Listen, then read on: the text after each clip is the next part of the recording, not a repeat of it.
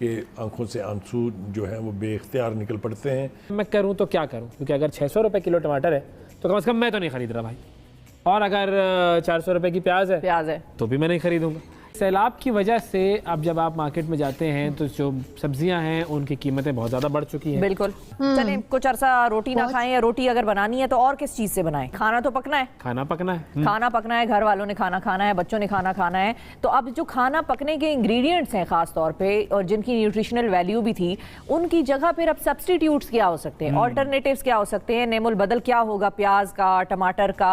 भारत के हवाले से अभी फैसला नहीं हुआ, हालांकि भारत जो है वो सबसे कन्वीनियंट है ऑब्वियसली अगर वहाँ से किया जाए, लेकिन ऑब्वियसली ये फैसला होना अभी बाकी है। क्या हम डिले कर रहे हैं? फैसला ले लेना चाहिए था।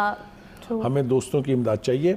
ये जो तासर देने की कोशिश की आज इमरान खान साहब ने कि वो भीख मांगने जाते हैं और भीख उनको कोई देता नहीं है, ये भीख मुझे ज़रा नाम लेके बताएं किस लीडर ने नहीं मांगी। नमस्कार दोस्तों, आप सभी का हमारे world news on India channel पे बहुत ही स्वागत है।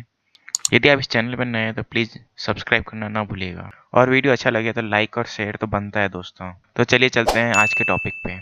पाकिस्तान ने अपनी जिद में भारत के साथ ट्रेड बंद कर रखी है, और उसका खामियाजा पाकिस्तान के आवाम को इस तरीके से भुगतना पड़ रहा है कि पाकिस्तानी लोग एक टमाटर किलो ख़रीदने के लिए 500 से ज़्यादा पे करना पड़ रहा है, और प्याज ख़रीदने के लिए 400 से ज़्यादा।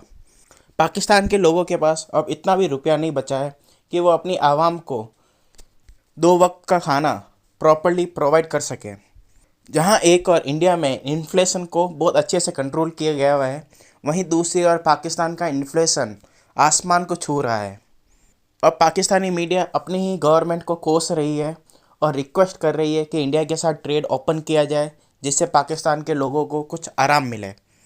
आप लोगों का इसके बारे में क्या ओपिनियन है, प्लीज़ कमेंट में शेयर कीजिएगा। वीडियो अच्छा लगे तो लाइक और शेयर करना ना भूलिएगा। जय हिंद, जय भारत। हाल तो हमारा बस अजीब सा ही कुछ हुआ है, क्योंकि मार्केट गया था और वहाँ पर जो उन्होंने कीमतें बता कर मेरा हाल किया है, तो मैं तो बेहाल हो गया। जी वैसे सबका यही हाल है, और आप यकीन करें कल भी एक चैनल पे थी और मैं कह रही थी कि मुझे लाइफ में किसी ने किसी डिजीज का पूरा मॉलिक्यूलर पाथवे भी पूछा है तो मुझे उस टॉपिक पे बात करने में इतनी दिक्कत नहीं जितनी मुझे हर जगह ये बात करने में दिक्कत हो रही है कि क्या खाएं, बिकॉज एवरीथिंग इज एक्सपेंसिव। पता है, क्योंकि जब आप ये कहते हैं ना आप ये ना लें ये ले लें, you come across as very insensitive बहुत सारे लोगों की नजरों में, कि आप इतने मजे से जी ये कह देते हैं। आपको मजबूरी है हाँ कि आप ही नहीं, हमारी बहुत सारी अनाज में तो चीजें होंगी नहीं, क्योंकि वो सारी फसल तबाह हो गई। तो ऐसी सूरत हाल में फिर हमें क्या करना है? सबसे पहले तो मैं ये मशवरा देना चाहूंगी कि अब होम गार्डनिंग शुरू कर दें। जिन लोगों के इवन के 3 या 5 मरले के घर भी हैं, थोड़ी सी इन्वेस्टमेंट के साथ आप अपने घरों की छतों पे अपनी सब्जियां उगा सकते हैं। यकीन करें, जनरल वैसे बात करूं कि वो ऑर्गेनिक भी होंगी, वो बेटर भी होंगी, हर मौसम के हिसाब से भी आती रहेंगी। वैसे भी हमारी बॉडी को पूरा साल हर सब्जी की जरूरत नहीं होती, मेडिकली भी अल्लाह ताला की तरफ से वो ऐसी सिंक्रोनाइजेशन है कि आपकी बॉडी को उसी सब्जी की जरूरत होती है जो उस वक्त उस मौसम में अवेलेबल होती है। सबसे पहले तो अब हर इंसान होम गार्डनिंग स्किल सीख सकते हैं अपने घरों में, चाहे गार्डन है वो तो 6-8 महीने बाद उसके वो फल पौधे फूल निकलेंगे ना। वैसे ये प्रॉब्लम उससे भी ज्यादा लंबा चलने वाला है। एटलीस्ट उसकी तरफ आप स्टार्ट तो करेंगे ना, और ये इन्फ्लेशन कहाँ अभी हाथ पकड़ रही है। घर में कुछ ना कुछ उगाना शुरू करें। बिल्कुल, हर कोई अपने घर में कुछ ना कुछ तो आप पकाएं, कुछ ना कुछ तो आप उगाना। एक मिनिमम सी इन्वेस्टमेंट, आप एक 25-30 हजार की इन्वेस्टमेंट के साथ अपने घर में सब्जियां वगैरह जो है वो उगाना शुरू कर दे। And other than that meals जो है रेस्टोरेंट से एक तो आप खाएं ना ही खाएं, उससे भी आप बहुत ज्यादा बचाते हैं। और वो लोग जो बेचारे वैसे भी इनकेस रेस्टोरेंट से नहीं खा सकते हैं, आप लोग कंपैरेटिवली दही जो है वो टमाटर से सस्ती है, आप टमाटर की जगह दही का सब्स्टिट्यूट कर सकते हैं। मुझे तो वैसे हर चीज का नाम लेते ही शर्म आती है, क्योंकि किसी ना किसी को तो लगेगा कि हमारे लिए वो वाली चीज भी जो है वो बहुत ज्यादा महंगी है। फलों में कंपैरेटिवली टमाटर से दही जो है वो सस्ता है। तो अब अगर दही की अगर हम बात करें तो दही जो है वो घर में भी बनाया जा सकता है। हाँ, ये बिल्कुल बनाया जा सकता है। आप घी घर में निकाल सकते हैं, आप मक्खन घर में निकाल सकते हैं, आप पनीर घर में निकाल सकते हैं। आप अगर दूध अच्छा हो, अफोर्ड नहीं कर, अगर दूध में पानी कम हो, ये भी है ना सिलसिला, हमारे तो प्रॉब्लम्स, पानी कम हो। बिल्कुल। अब प्रॉब्लम्स इतने सारे हैं ना, इससे तो मैं कह रही हूँ मुझे जिंदगी में किसी टॉपिक पर बात करने में इतनी मुश्किल नहीं जितनी मेरे इसमें हेजिटेशन हर सेंटेंस में हो रही है। अब बात ये कि जो लोग गोश्त और मुर्गी अफोर्ड नहीं कर सकते, अल्लाह ताला सबके लिए आसानियां करे। पनीर आपके पास एक बहुत ज्यादा रिच सोर्स ऑफ प्रोटीन है। आप अगर अपने घर में चीज बना लें, वो आपके पास प्रोबायोटिक भी है, आपकी इम्यूनिटी को भी स्ट्रांग रखते हैं, आपके पास रिच सोर्स ऑफ प्रोटीन भी है। दालों में आप दालें कंपैरेटिवली थोड़ी सस्ती होती हैं एज कम्पेयर टू गोश्त और मुर्गी के। एक कप ऑफ दाल में आपके पास 16 ग्राम तक प्रोटीन होता है। हाँ, वो कंप्लीट प्रोटीन नहीं होता, लेकिन अगर आप दाल और चावल का मिक्सचर बना लें तो वो आपको कंप्लीट अमाइनो एसिड्स देते हैं। यानी जिस तरह मीट जो है वो आपको कंप्लीट अमाइनो एसिड्स देती है, अगर आप दाल और चावल का मिक्सचर बना लें वो भी आपको कंप्लीट अमाइनो एसिड्स देता है। इसके अलावा पालक कंपैरेटिवली थोड़ा सा सस्ता है। गाजरें आगे सर्दियों में आ जाएंगी, वो थोड़ी सी सस्ती होती है और बहुत हेल्दी है। डेली इस्तेमाल आप गाजरों का करें, बॉडी को डिटॉक्स करना चाहते हैं, विटामिन ए अगर लेना चाहते हैं तो। शकरकंदी जो आपके पास बेक हो रही होती है बाजारों में, आप सर्दियों में अपनी एक मील, अब मौसम चेंज होना है, रोज शकरकंदी खाएं। आप यकीन करें आपकी एक टाइम की मील कंप्लीट हो जाएगी। मोटापा तो नहीं आएगा? मोटापा नहीं, ये मिसकंसेप्शन है। आलू देखिए, मुझे आलू पसंद है, ये सारी दुनिया मुझे आलू नहीं खाने देती। आलू निकलना शुरू हो जाती है तो अजीब सा ये इंसान फील करता है कि अब अगर तोन निकल रही है तो फिर इसको कंट्रोल भी करना पड़ेगा भाई। तो ये तो कजन है ना, आलू शकरकंदी। नहीं, हाँ, लेकिन शिफा मैं मजे की बात बताऊं, स्वीट पोटैटो जो है उसमें 0% फैट होता है, 0% कोलेस्ट्रॉल होता है। मैंने इस पर एक वीडियो भी की थी।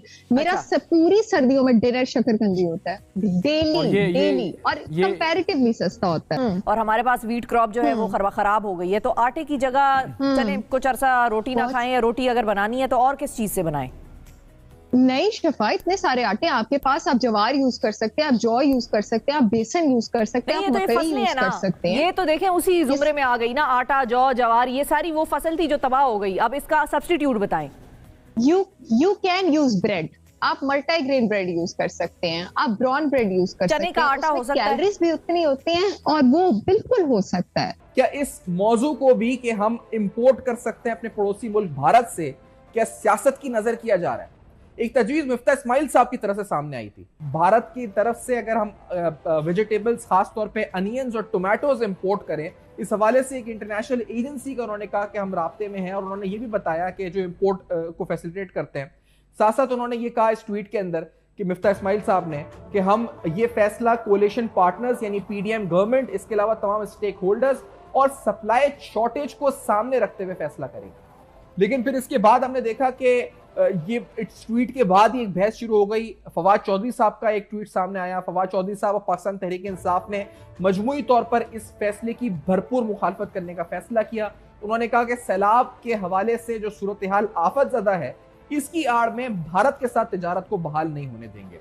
एक अंदाजे के मुताबिक या आपकी जो सीपीआई इंडेक्स है उसमें जो स्टैटिस्टिक्स है उसके मुताबिक हर पाकिस्तानी इस पर तकरीबन अपनी जो आमदन है उसका 1/3 हिस्सा खाने पीने की अशिया पे खर्च करता है, और उसका तकरीबन 23% हिस्सा यूटिलिटीज और रेंटल पे खर्च करता है, यानी उसके घर के अखराजात और जो यूटिलिटीज होती हैं इस पर खर्च किया जाता है। इस परसेंटेज में मुसलसल एक इजाफा होता हुआ नजर आ रहा है, खासतौर पर सैलाब, जिनके बाद तकरीबन सुबह सिंध में एक अंदाजे के मुताबिक पीडीएमए के 28 लाख एकड़ पर मुहीत फसलें तबाह हो चुकी हैं।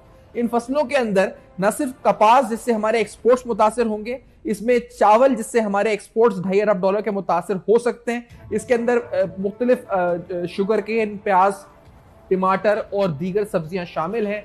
ये तमाम 28 लाख एकड़ पे मुहीत तबाह हो चुकी हैं, और तकरीबन बलूचिस्तान में 1,04,000 एकड़ पर मुहीत फसलें तबाह हो चुकी हैं। लाइव स्टॉक का नुकसान अलग है, यानी तकरीबन 8 लाख के करीब जो मवेशी हैं वो इन सैलाब की नजर हो चुके हैं और उनकी वजह से हलाक हो चुके हैं। तो ये सूरत हाल है, और महंगाई पर जो अभी असर आया है ये जुज़वी है, यानी मुकम्मल असर अब तक नहीं पास ऑन हुआ है। यानी 1975 के बाद 47 साल बाद महंगाई की शरह 27% पर आई है। ये सूरत हाल है महंगाई की। और अभी हम जिस तरह आपको बता रहे हैं कि ये जो अजनास को समझते हैं उसकी सप्लाई चेन को बता रहे हैं कि अभी पूरी तरह पास ऑन